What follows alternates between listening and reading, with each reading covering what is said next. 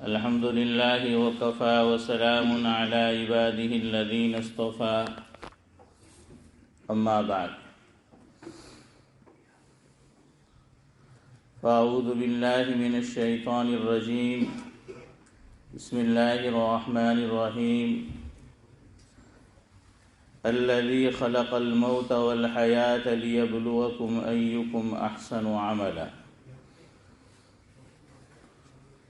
بسم الله الرحمن الرحيم كل نفس ذائقة الموت وإنما توفون أجوركم يوم القيامة فمن زحزح عن النار وأدخل الجنة فقد فاز وما الحياة الدنيا إلا متاع الغرور. وقد ورد في الحديث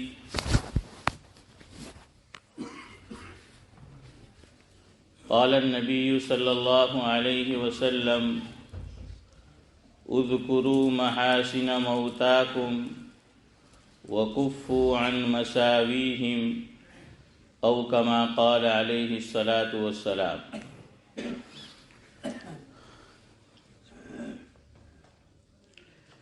خوشی ملے یا غم سہنا پڑتا ہے، خوشی ملے یا غم سہنا پڑتا ہے، خدا جس حال میں رکھے رہنا پڑتا ہے.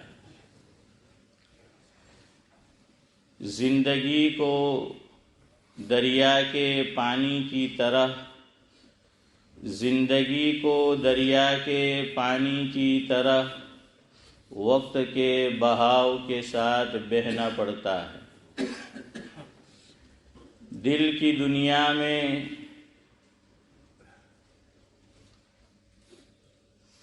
جب غم کی لہریں اٹھنے لگے، دل کی دنیا میں جب غم کی لہریں اٹھنے لگے تو آنکھوں سے آنسوؤں کو بہنا پڑتا ہے. امیر ہو یا غریب، شاہ ہو یا گدا، سب کو ایک دن دنیا کو الوداع کہنا پڑتا ہے.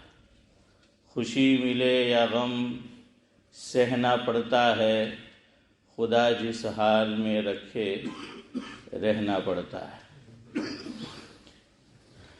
تحقیق یہ دنیا ہے دار فنا، تحقیق یہ دنیا ہے دار فنا، کرتا رہے جتنا بھی ہو سکے خدا کی ثنا.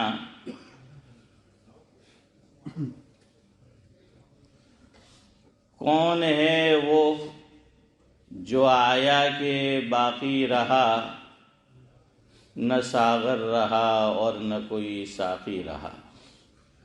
بزرگان محترم،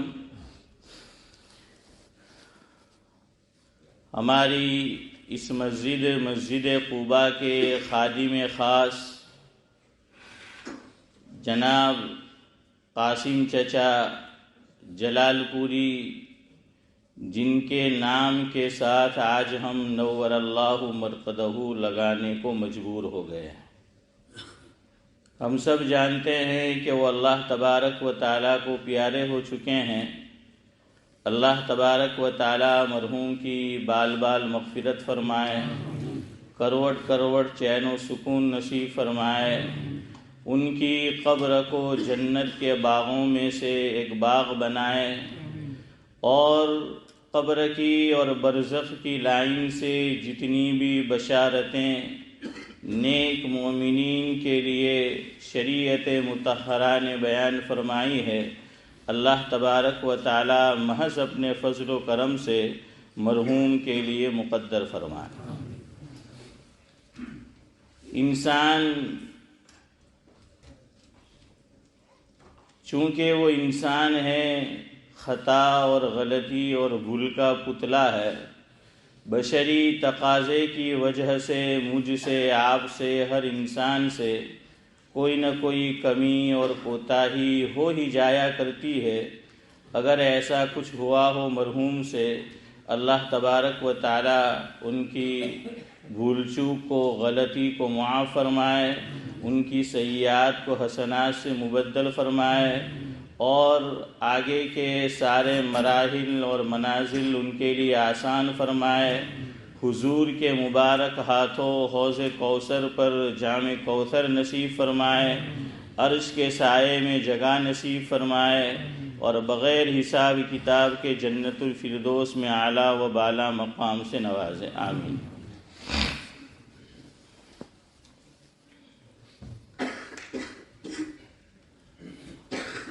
شروع میں نے سورہ تبارک جو 29ویں پارے میں ہے تو اس کی آیت کا ایک ٹکڑا تلاوت کیا۔ اللہ رب العزت اس میں ارشاد فرماتے ہیں، جس کا مفہوم یہ ہے کہ میں نے موت اور زندگی کو پیدا کیا، اور پیدا اس لیے کیا تاکہ انسان کو میں زندگی دے کر اور یہ باور کرا کر بھیجوں کہ ایک دن تجھے موت کا مزہ چکھنا ہے، واپس ہماری بارگاہ میں حاضری دینی ہے۔ یہ دنیا ہر انسان کے لیے امتحان گاہ ہے کہ میں تمہیں اس امتحان گاہ میں بھیج رہا ہوں تاکہ دیکھوں کہ کس کا رزلٹ اچھا ہے، کون اچھے اعمال کر کے لائے۔ تو یہ ہماری زندگی کا مقصد ہے کہ ہم اللہ تبارک و تعالیٰ کو راضی کرنے والے عمل کرے، رضا والی زندگی ہم گزاریں گے انشاءاللہ۔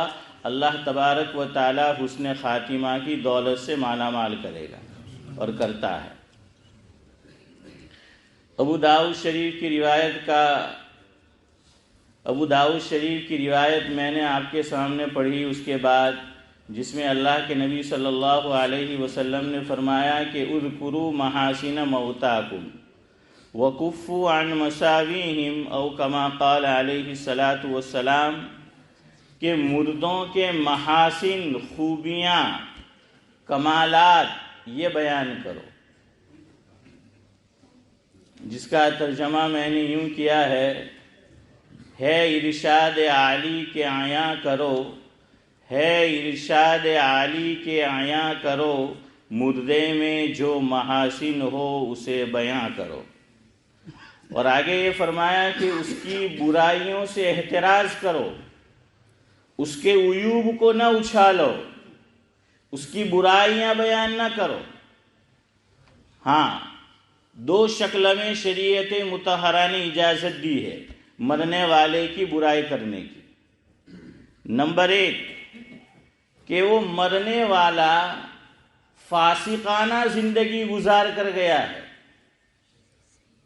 بالکل دین سے دوری والی زندگی گزار کر گیا ہے، گناہوں والی زندگی گزار کر گیا ہے، تو سامنے والے کو عبرت ہو اس کے لیے تاکہ وہ ان گناہوں سے بچیں، اس لیے اگر کوئی بیان کرنا چاہے تو اجازت ہے۔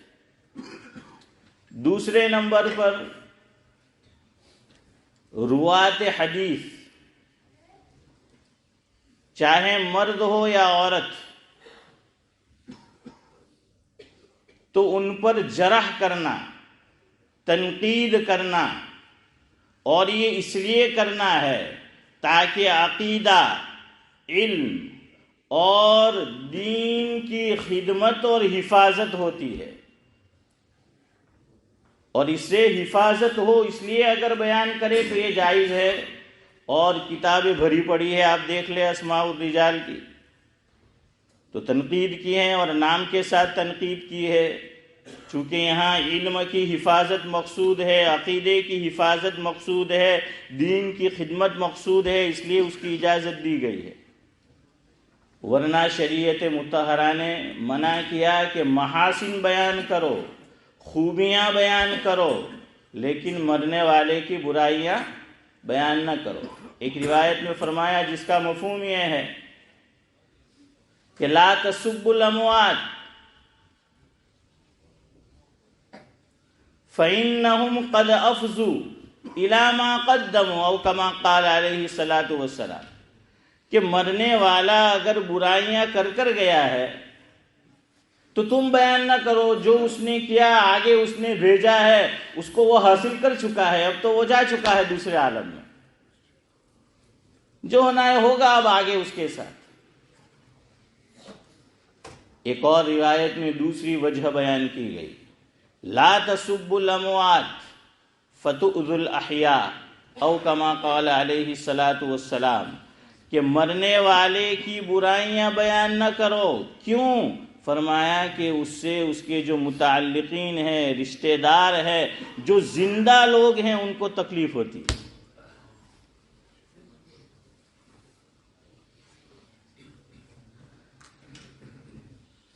لیکن میرا اور آپ کا مزاج یہ ہے کہ ہمیں محاسن بیان نہیں آتے, بلکہ کوئی بیان کرتا بھی ہو تو روک دیتے ہیں. હવે રવા દે એમ કે તું એને જેટલું જેને એટલું હું જાણું તું હું જાણ. ہاں, اور پھر برائی شروع ہو جاتی. شیخ سعدی علیہ الرحمہ نے خود اپنا واقعہ بیان کیا ہے. اللہ تبارک و تعالی مجھے بھی اور آپ کو بھی صحیح سمجھ دے اور عمل کی توفیق دے. شیخ سعدی نے لکھا, جس کا مفہوم یہ ہے کہ ایک نوجوان تھا, علم کی دولت سے بھی مالا مال تھا, حسین و جمیل بھی خوب تھا, اور تقریر اتنی اچھی کرتا تھا کہ مجمع کا دل موہ لیتا تھا. لوگوں کا اس کی طرف رجوع تھا, لیکن اس میں ایک خامی تھی, برائی تھی کہ بعض الفاظ کا تلفظ اس سے صحیح نہیں ہوتا تھا, تلفظ صحیح ادا نہیں ہو پاتا تھا. فرمایا کہ ایک دن ایسا ہوا کہ ایک بزرگ کی خدمت میں پہنچا, اور وہاں کسی نے اس عالم دین کا تذکرہ چھیڑ دیا, شروع ہوا. تو شیخ سعدی علیہ الرحمہ فرماتے ہیں کہ میری زبان سے یہ نکل گیا کہ سب کچھ برابر ہے, لیکن اس میں ایک برائی اور کمی ہے کہ بعض الفاظ کا تلفظ اس سے صحیح ادا نہیں ہوتا ہے. تو اس بزرگ نے فرمایا, ٹھنڈی آہ بھری پہلے, کہ اتنے سارے کمالات اللہ رب العزت نے اس میں رکھے, تجھے وہ نظر نہیں آئے, اس کی ایک برائی تجھے نظر آ گئی.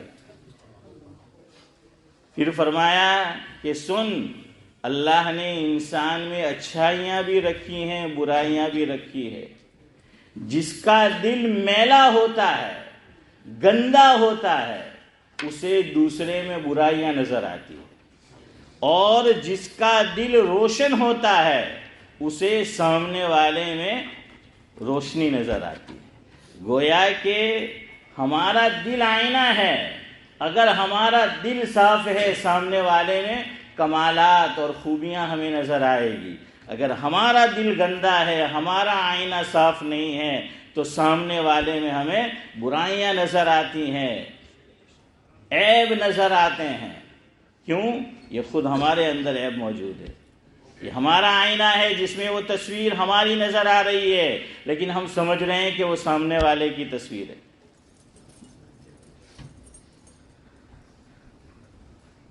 بہادر شاہ ظفر نے کتنی پیاری بات کہی تھی, نہ تھی جب برائیوں پہ اپنے نظر, نہ تھی جب برائیوں پہ اپنے نظر, دیکھتے رہے اوروں کے عیب و ہنر, پڑی جو اپنی برائیوں پہ نظر, تو نگاہ میں کوئی برا نہ رہا. کون ہے جو خطا سے پاک ہے, وہ تو صرف خدا کی ذات ہے. انسان سے تو سلام غلطی ہوتی رہتی دن رات ہے. مجھ میں عیب بھی موجود ہے اور ہنر بھی, ڈھونڈنے والے یہ بتا تجھے کیا چاہیے. ہاں, یہ بات ہے. تو اس بزرگ نے کہا کہ گلزار دیکھا ہے, باغ دیکھا ہے, باغ میں پھول بھی ہوتے ہیں, کانٹے بھی ہوتے ہیں.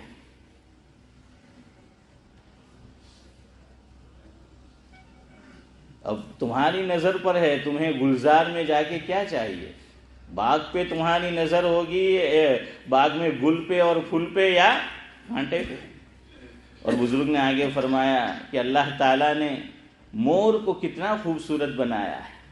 لوگ مور کی خوبصورتی کی تعریف کرتے ہیں، لیکن جسے برائی دیکھنی ہے وہ مور کے پورے وجود کو چھوڑ کر اس کے پاؤں کے اوپر نظر ڈالے. مکھی دو طرح کی ہوتی ہے. ایک جو کمال کو پسند کرتی ہے، شہد کی مکھی، اللہ نے اس کا قرآن کریم میں ذکر بھی کیا ہے.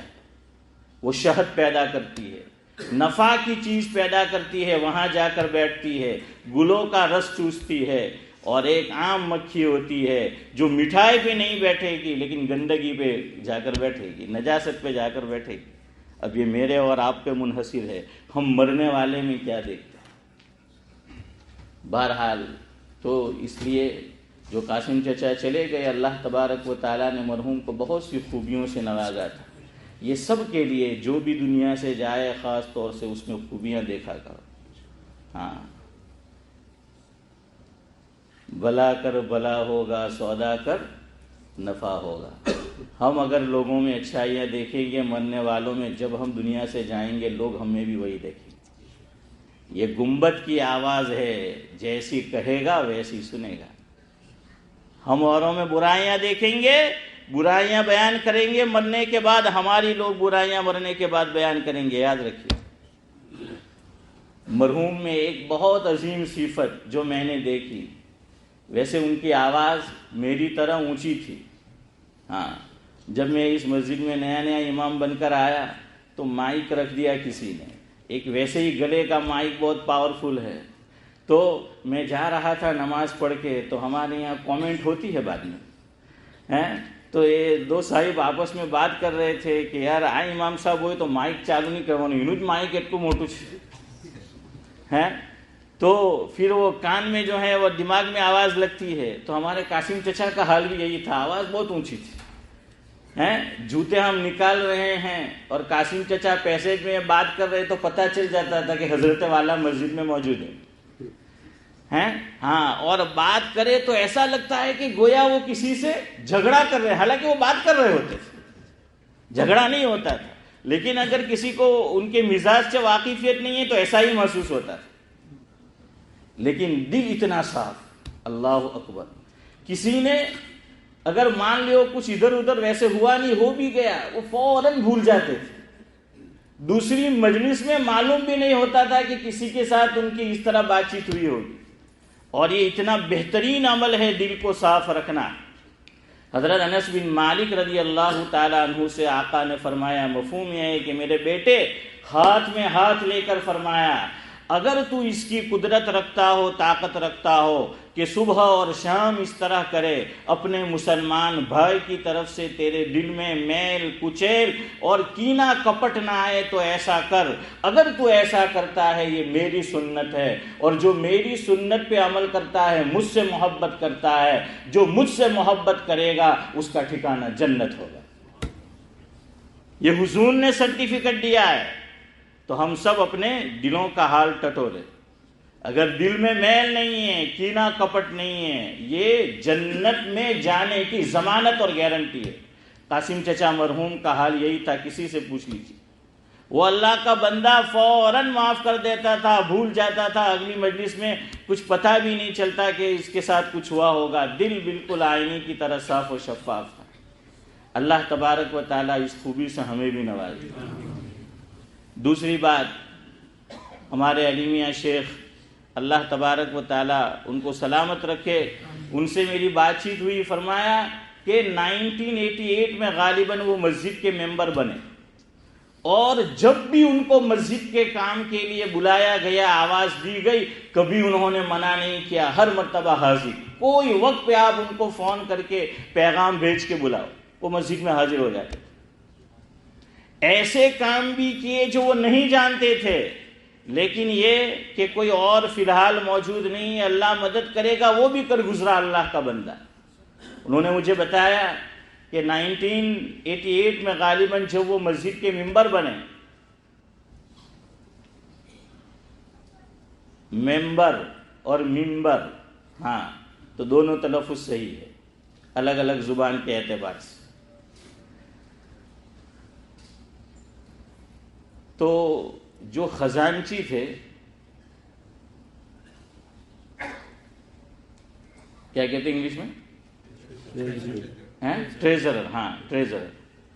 تو کسی وجہ سے وہ جگہ خالی ہوئی. ہمارے یوسف بھائی امیرات، اللہ تبارک و تعالیٰ انہیں بھی سلامت رکھے، وہ صدر تھے، دونوں حضرات موجود ہیں یہاں. قاسم چچا مرحوم سے کہا گیا کہ آپ خزانچی بن جاؤ.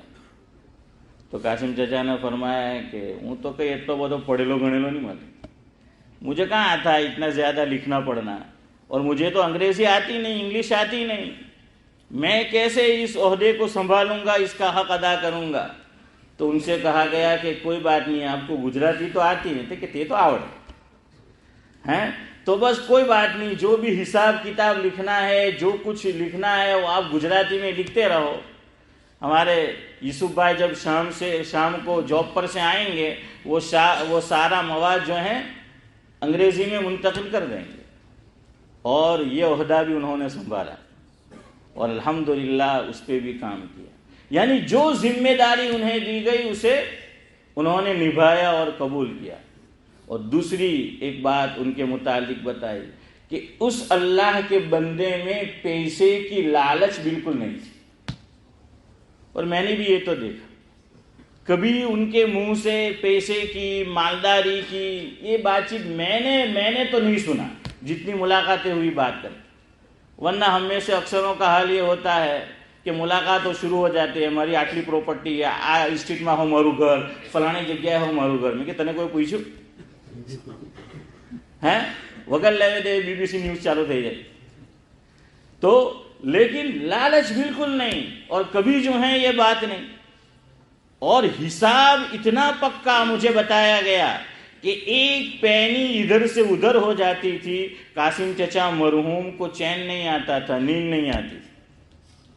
اور خود ان کے ساتھ کام کرنے والے ابھی حیات ہے، میں نام نہیں لے رہا، انہوں نے مجھے بتایا کئی مرتبہ قاسم چچا مرحوم نے اپنے جیب خاص سے مسجد کے لیے پیسہ لگایا، واپس نہیں لیا، اپنے جیب سے لگایا. کئی مرتبہ بتایا بھی نہیں، وہ تو بعد میں پتہ چلا جو ساتھ میں ہوتے ہیں ان کو، لیکن واپس جو ہے وہ پیسہ نہیں لیا. اور یہ بھی مجھے بتایا گیا کہ 1988 سے غالباً وہ مسجد کے کمیٹی کا حصہ بنے، الگ الگ عہدے پر رہے، انتقال ہوا وہاں تک. ہاں میں ان کو جب AGM ہوتی تھی تو کچھ ہنسی مذاق بھی میں کرتا تھا، بے تکلفی تھی. میں کہ બાજી પાછા આવ્યા કે નહીં؟ તો کہ ہاں પાછો આવી ગયો. મેં کہ તમે કોઈ દાડો હરેવા લાગતા નહીં મને, હે તમે તો એમ જ ચૂંટાઈને આવી જાઓ. تو دیکھیے آپ، آدمی آتا ہے جاتا ہے کمیٹی میں نے بھی دیکھا، آیا گیا، لیکن قاسم چچا مرحوم آئے سو آئے، کبھی گئے نہیں.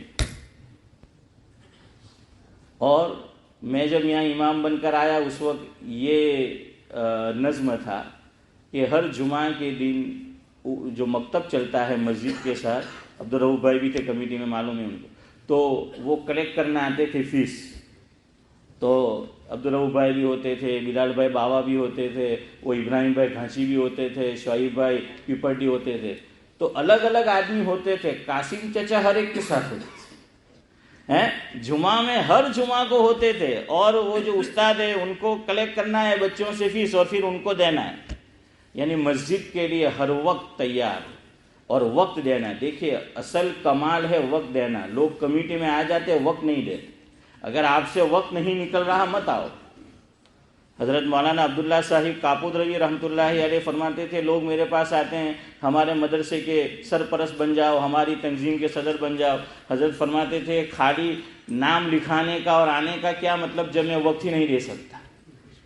تو خود دیکھو بھائی، وقت دے سکتے ہو، ذمہ داری نبھا سکتے ہو تو آؤ. قاسم چچا مرحوم نے ہر حال میں جو ہے وہ وقت دیا. اللہ تبارک و تعالیٰ نے اور بھی بہت ساری خوبیاں رکھی تھی، لیکن وقت جو ہے وہ اجازت نہیں دے رہا. انشاءاللہ العزیز جو مجلس ہوتی ہے ہماری، اب تو شاید کب ہوگی، سب مغربات ہوگی منڈے سے، تو انشاءاللہ کچھ اور حالات ان کے مزید بیان کریں گے. کچھ اور باتیں بھی معلوم ہیں، بہت سی خوبیاں تھی، جانیں والے میں اللہ تعالیٰ مرحوم کو غری کے جو ہیں وہ رحمت کرے۔ میر تقی میر کا ایک شعر ہے، بار دنیا میں رہو غم زدہ یا شاد رہو، بار دنیا میں رہو غم زدہ یا شاد رہو، یہاں کچھ ایسا کر چلو کہ صدا یاد رہو۔ تو مرحوم ایسا ہی کر کے گئے ہیں کہ ہمیشہ یاد رہیں گے۔ وہ دنیا سے تو چلے گئے ہیں لیکن ہمارے دلوں سے انشاءاللہ نہیں جائیں گے۔ ہاں، ہمارے دلوں سے وہ انشاءاللہ العزیز وہ نہیں جائیں گے۔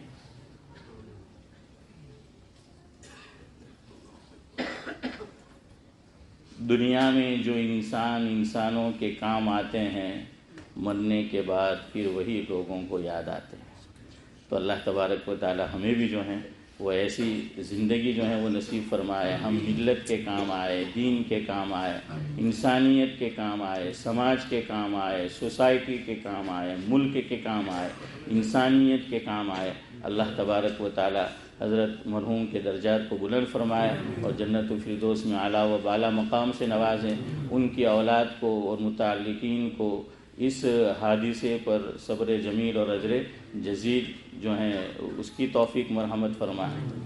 سبحان اللہ و بحمدہ، سبحانک اللہم و بحمدک، نشہد ان لا الہ الا انت، نستغفرک و نتوب الیک۔